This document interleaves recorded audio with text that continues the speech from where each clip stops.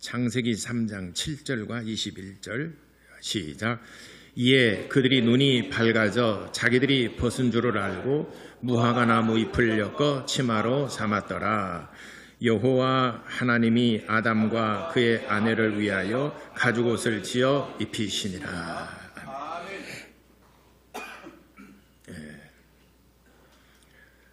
오늘은 가죽옷을 입히심이라는 제목으로 같이 은혜 나누고자 합니다. 하나님은 사랑이시다. 두 번 같이 고백하겠습니다. 시작. 하나님은 사랑이시다. 하나님은 사랑이시다. 창세기 3장 선악과 사건이 나오는데 이 선악과 사건을 교회 안 다닌 사람도 아담과 하와가 선악과를 따먹었다. 그래서 죄가 세상에 들어왔다라고 다들 알고 있어요. 그렇지만 우리 믿는 사람들은 이제 조금 더 체계적으로 좀 더 신앙적으로 깊이 알 필요가 있다 하는 것입니다. 그래서 지난주에도 말씀드렸지만 또 간략하게 제가 아주 가장 이해하기 쉽게 또 다시 한번 말씀을 드리겠습니다. 하나님께서 천지 모든 만물을 다 만드셨습니다. 그 중에 하나님께서 아담을 만드시고 또 아담을 위하여 에덴 동산을 창설하셨습니다. 에덴 동산을 창설하시고 아담을 에덴 동산으로 이끄시고 에덴 동산을 관리하는 청지기로 그를 부르셨습니다. 그래서 에덴 동산에는 아담이 모든 하나님이 주신 모든 만물들을 다스리는 그런 권리를 가졌습니다. 그런데 하나님이 보실 때 혼자 하는 것을 좋지 않게 여기셨다라고 그랬습니다. 그래서 그를 돕는 배필을 만들어 주리라 하시고 아담을 깊이 잠들게 하시고 그의 갈비뼈 하나를 취하여 그를 돕는 자를 배필로 주셨는데 그를 여자라 하였더라라고 그랬어요. 그래서 여자라는 그 의미는 남자에게서 취함을 입었다 함이라 이렇게 성경이 기록되어 있습니다.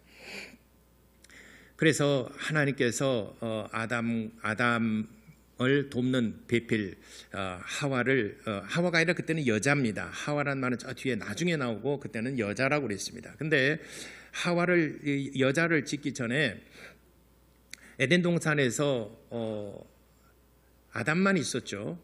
에덴 동산을 관리하는 청지기로서. 그런데 하나님께서 그에게 말씀하십니다.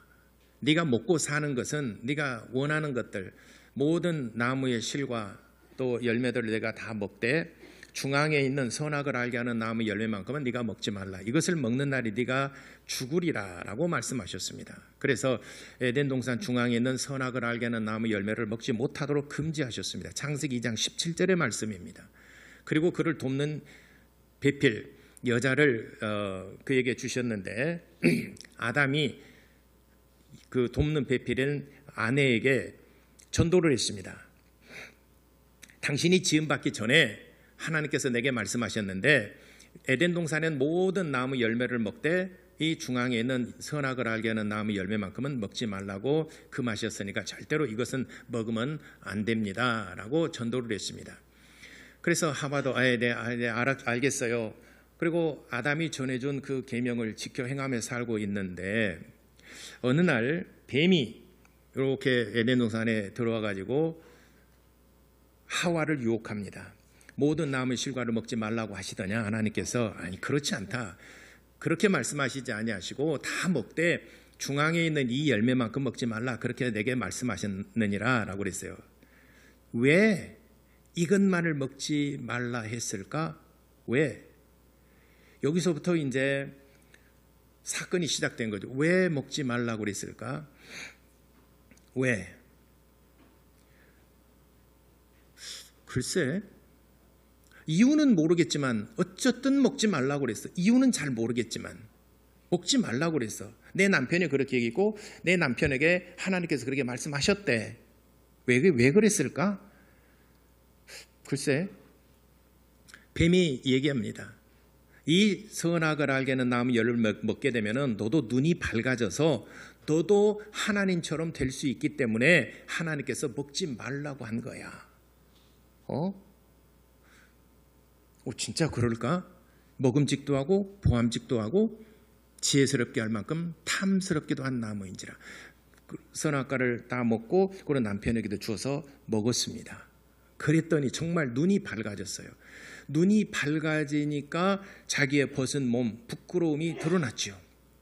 그래서 무화과 나뭇잎을 엮어서 치마를 만들어서 입었습니다.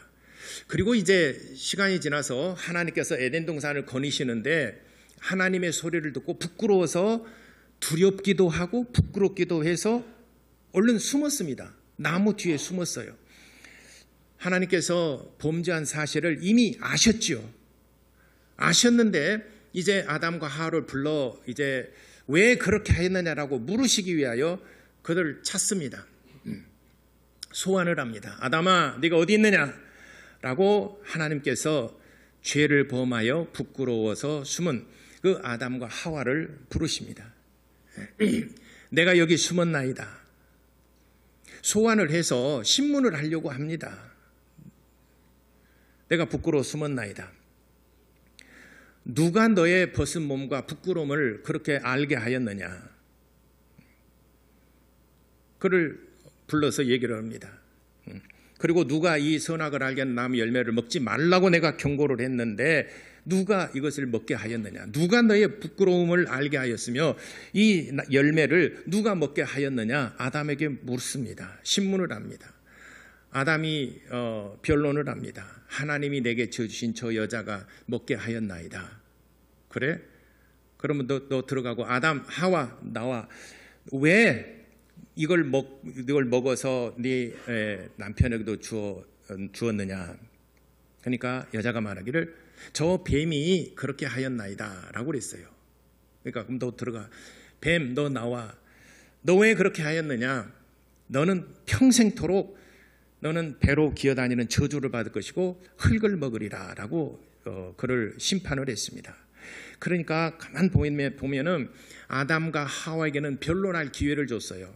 신문을 할 때 변론할 기회를 줬는데 뱀은 변론할 기회를 얻지 못하고 곧바로 심판해 버렸습니다. 저주를 해버렸습니다. 그리고 이어서 말씀하시기를 여자의 후손으로 오실 이가 너의 머리를 밟게 될 것이고 너는 그의 발꿈치를 상하게 할 것이다 라고 하셨습니다. 그러니까 여자의 후손으로 오실 이가 너의 머리를 밟는다는 것은 너의 권세와 너의 영광과 너의 모든 힘을 너는 짓밟아 버릴 것이다. 여자의 후손으로 오실 이가. 그러면 너는 그의 발꿈치를 상하게 할 것이니라 하는 것은 장차 메시아가 오셔서 아담과 하와의 죄를 용서하시고 구원하실 것이며 너는 모든 권능을 다 잃어버리게 될 것이다 라고 하는 것에 대한 예표가 창세기 3장 15절에 기록되어 있습니다. 그리고 그러니까 아담과 하와에게는 변론할 기회를 줬지만은 뱀에게는 변론할 기회를 얻지 못하고 곧바로 심판했습니다. 이런 사건들을 볼 때에 지금 하나님의 의도는 생각은 뭐냐면은 우리 인간들에게는 그래도 변론할 수 있는 기회를 하나님이 주셨다는 것이 얼마나 우리에게는 큰 은혜인지 모릅니다. 변론할 기회를 얻지 못한 마귀는 곧바로 심판하실 것에 대해서 말씀하신 거예요. 그러니까 이 창세기 3장의 선악과 사건을 놓고 볼 때 하나님께서 뱀을 심판하시기 위한 하나님의 계획이지 않겠는가라는 것입니다. 어쨌든 그래도 아담과 하와가 죄를 지었으니까 하와를 부릅니다. 너는 이렇게 해서 먹지 말란 선악과를 먹고 네 남편에게도 주었은즉 너는 해산의 수고를 더하리라 라고 말씀했습니다. 해산하는 고통을 너에게 더하리라. 그리고 하와 남편 아담 너는 평생토록 얼굴에 땀을 흘려야 네가 식물 먹을 것을 얻게 될 것이니라 라고 그 죄를 지은 것에 대해서 형벌은 아니지만 그 고통을 더하셨습니다. 죄라고 하는 것이 얼마나 두렵고 무서운 것인가 하는 것을 일깨워주는 장면입니다. 그리고 오늘 마지막 구절에 이렇게 말씀하십니다. 하나님께서 그들을 위하여 아담과 하와를 위하여 가죽옷을 지어 입히시니라. 여기까지가 창세기 3장의 선악과 사건이 끝이 납니다. 그러면 오늘 우리가 읽었던 7절에 아담과 하와가 선악과를 먹고 죄를 범하고 난 다음에 부끄러워서 나무 뒤에 숨었습니다.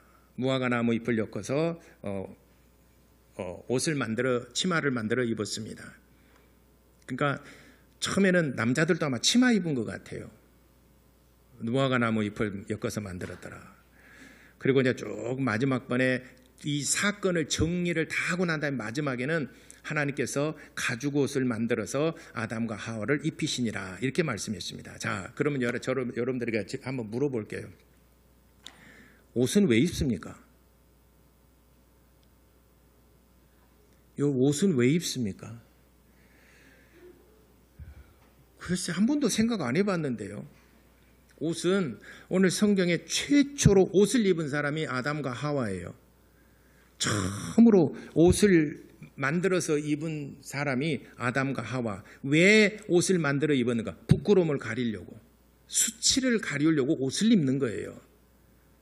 뭐 어디서 샀든 간에 어쨌든 간에 옷을 입는 이유는 자기의 부끄러움과 수치를 가리려고 옷을 입는 겁니다. 그건 누가 만들었냐? 스스로가 만들었어요.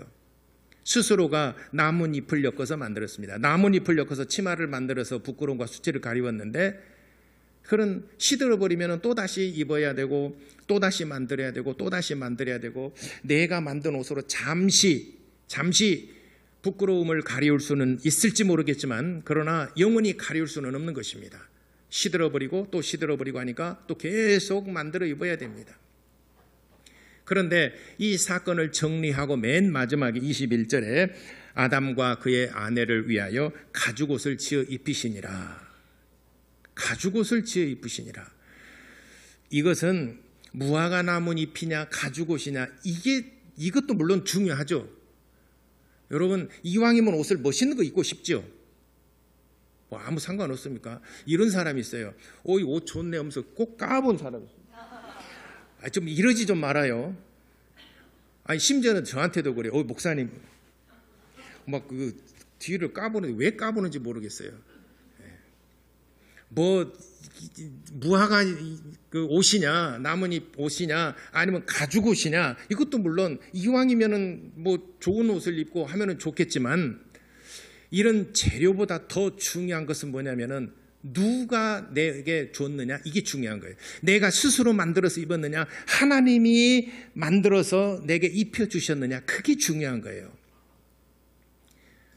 여러분 선물을 받을 때 누군가 여러분 연애할 때 선물도 주고받고 그렇잖아요. 또 결혼할 때 반지 또 주고받고 하잖아요. 예물 반지 주고받고 하잖아요. 근데 이 반지 내가 사서 끼울 수도 있어요. 그죠? 여러분 금은방에 가서 여러분 내 반지 사서 끼울 수도 있고 그래요.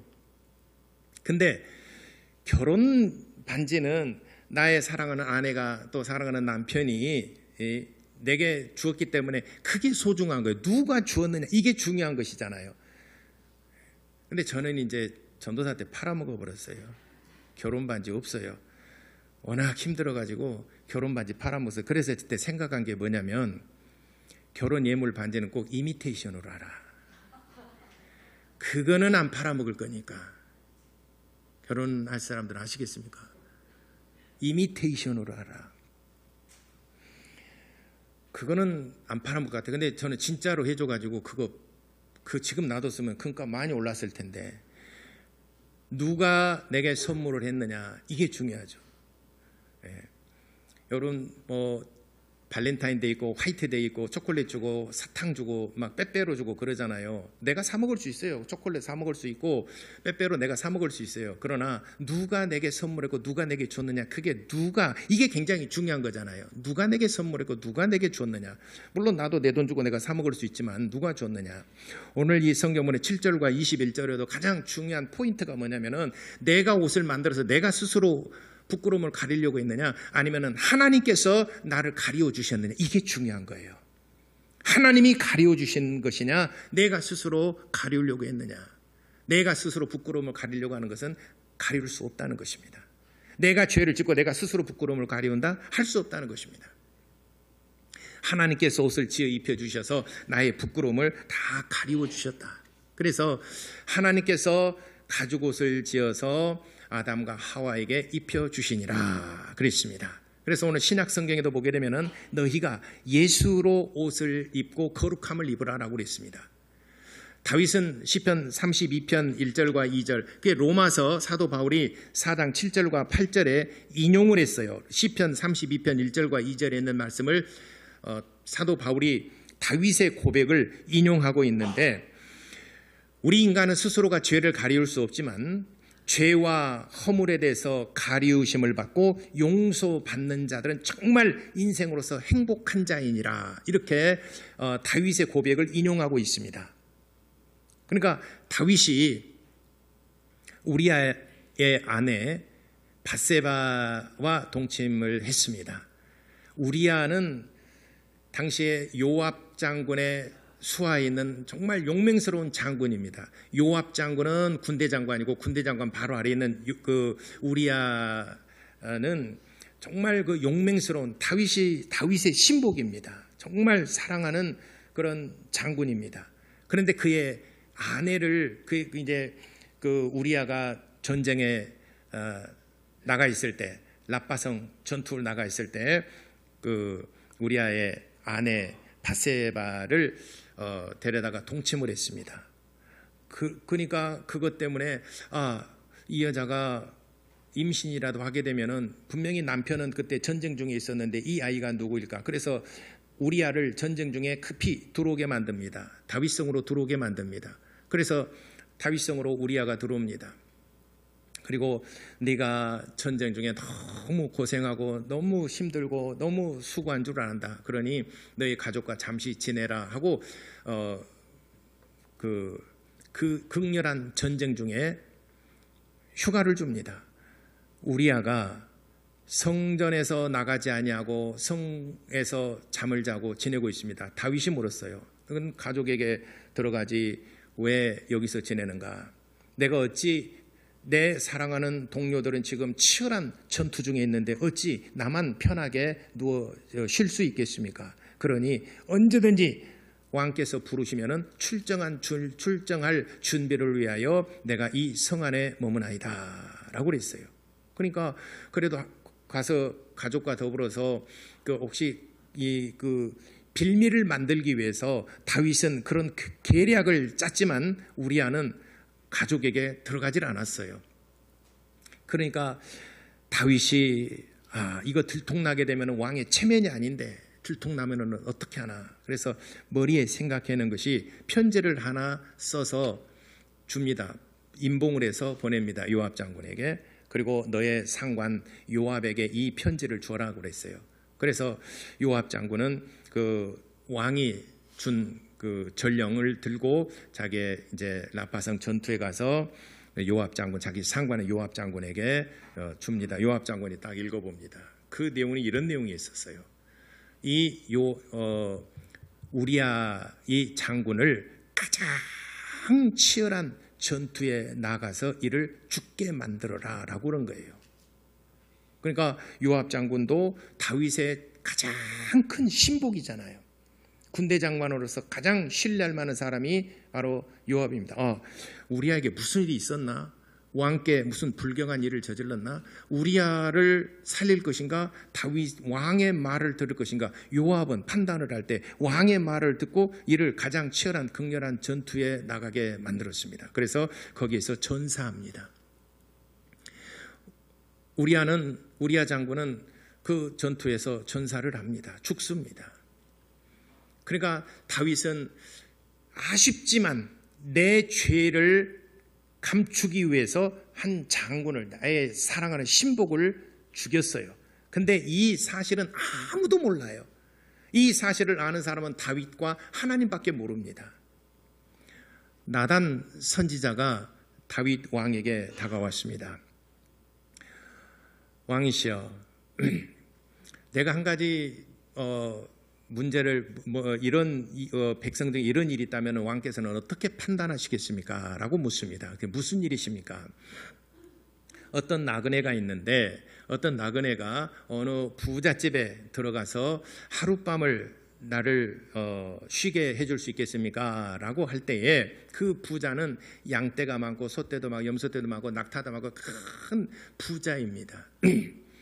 근데 그 옆집에 사는 사람은 딱 어린 양 한 마리밖에 없어요. 어린 양 한 마리밖에 없는 아주 정말 가난하게 살아가는 사람이 있어요. 근데 이 나그네가 이왕이면 부잣집에 들어가서 하룻밤을 먹을 수 있겠습니까? 할 때 들어오시오. 극진히 환대하고 영접을 했습니다. 그리고 그 주인은 이어서 내 것은 아까우니까 옆집에 있는 한 마리 그 양을 잡아다가 음식을 만들어서 그 나그네에게 대접하였나이다. 왕이시여, 만일 왕의 나라에 이런 백성이 있다면 당신은 어떻게 처결하겠습니까? 라고 물었어요. 그러니까 다윗이 크게 화를 냈어요. 만일 그런 사람이 있다면 당장 내가 잡아 쳐 죽이리다 라고 크게 화를 냈습니다. 역정을 해요. 누구입니까? 그런 자가 이 땅에 발붙여 살고 있다니 그 자가 누구입니까? 라고 다윗이 크게 역정을 내면서 나단 선지자에게 묻습니다. 그러니까 나단이 말하기를 바로 당신입니다. 그랬어요. 당신은 많은 신하를 거느릴 수 있지만은 우리아는 딱 아내 한 사람밖에 없는데 이제 왕과 왕의 나라를 위해서 목숨을 내걸고 싸우고 있는데 당신이 한 일입니다. 라고 그랬어요. 그러니까 다윗이 들켰구나. 죄에 대해서 들켰구나. 여러분, 이렇게 죄가 들키면 어떻게 하겠습니까? 죄를 들키면은 사람마다 하는 행동이 있어요. 어떻게 합니까? 죄가 들켰잖아요. 아무도 모르는 줄 알았어요. 근데 누군가가 알고 있어서 이렇게 내게 일침을 가고 내게 조언을 합니다. 그러면 여러분들은 어떻게 반응을 하겠습니까? 에이, 거짓말 한다니까요. 나를 둘러덮고 거짓말을 한다니까요. 누구나 다 본능적으로 거짓말하게 됩니다. 근데 다윗은 거짓말하지 않고 나단 선자가 하는 그 지적을 하나님의 말씀으로 들은 겁니다. 그래서 침소에 들어가 가지고 눈물을 흘리면서 회개하는데 침상이 다 적실 만큼, 침상이 흔하게 눈물로 적실 만큼 울며 정말 피를 토하는 회개의 기도를 합니다. 그것이 시편 32편이에요. 오늘 다윗의 고백 1절과 2절을 사도 바울이 인용해서 바울이 기록한 것이 바로 이런 내용입니다. 그래서 다윗이 간절히 하나님 앞에 회개하고 자기의 죄를 토설해내고 자복하고 고백합니다. 이 내용이 시편 32편하고 시편 51편 이 두 성경입니다. 시편 51편, 시편 32편 구절, 32편 구절 거의 내용이 비슷해요. 그러면서 하나님께 구하는 것은 주여 내게 성령의 감동하심을 거두지 마옵소서 간절히 기도합니다. 그러면서 하나님 앞에 죄를 자복하고 토설하고 회개하고 나니까 하나님께서 용서해 주셨다는 그런 마음에 큰 감동이 몰려옵니다. 그래서 다윗이 고백하기를 이 구원의 기쁨을 내게 회복시켜 주시기를 원합니다. 하나님, 이 구원의 기쁨을 내게 회복시켜 주시옵소서 간절히 기도합니다. 그래서 그가 이제 비로소 양심의 자유를 얻고 하나님 앞에 찬양을 하는 시가 시편 32편이에요. 그래서 다윗이 고백한 내용은 그거예요. 내가 비록 죄를 지었고 내가 정말 씻을 수 없는 정말 부끄러운 말로 형용할 수 없는 그것도 가장 사랑하는 나를 위해서 또 나라를 위해서 목숨을 내걸고 싸운 그 장군의 아내를 내가 성폭행을 했으니 얼마나 부끄러운 일인가. 이것이 세상에 알려진다 그러면은 어떻게 내가 살아갈 수 있겠는가. 그런데 그 주인 곧 우리아는 죽었잖아요. 근데 다윗이 회개하고 기도할 때 하나님께서 내가 너를 용서했느니라. 그러므로 다윗은 안에 구원의 기쁨을 회복시켰어요. 하나님께서 그 안에 구원의 기쁨을 회복시켜주시고 다윗은 정말 그 용서받았다는 그 감격과 감사와 기쁨이 얼마나 차고 넘쳤는지 몰라요. 내 죄가 세상에 다 알려지고 공개되어진다 그러면은 왕으로서 더 이상 그 자리를 지킬 수가 없잖아요. 백성들이 가만 안 있겠죠. 왕이 그 자리에 어떻게 머무를 수 있겠습니까? 백성들의 비난과 또 스스로의 부끄러움 때문에 어떻게 그 자리를 지킬 수가 있겠습니까? 그런데 하나님께서 그 죄를 덮어주셨어요. 그 죄를 감추어 주었어요. 그 죄를 덮어주어 감추었어요. 그러니까 내 안에 구원의 기쁨이 막 차올라오면서 내 부끄러움과 허물이 가리워졌다는 것. 누가? 하나님께서 내 부끄러움과 허물을 가리워 주셔서 다른 사람들이 나를 비난하지 못하고 내 부끄러움이 새나가지 않도록 하나님께서 막아주셨다는 거예요. 그것 때문에 다윗은 너무너무 감사하고 감격해 한 것입니다. 그래서 다윗이 말한 바 인간의 행복이라는 것은 내 부끄러움과 수치가 가리워지는 것, 이것이 인간의 정말 큰 행복이지 않느냐라고 로마서 4장 7절과 8절에 다윗이 고백한 것을 인용을 해서 사도 바울이 인간의 행복에 대해서 다윗이 말한 바 인간의 행복이라는 것은 죄와 허물에 대해서 가리우심을 받고 용서받는 것이야말로 가장 행복한 것이 아니겠느냐. 그럼 돈 많은 거, 아름다운 옷을 입고 이렇게 좋은 옷을 입고 좋은 음식을 먹고 하는 것이 인간이 정말 행복한 것인가? 성경은 말합니다.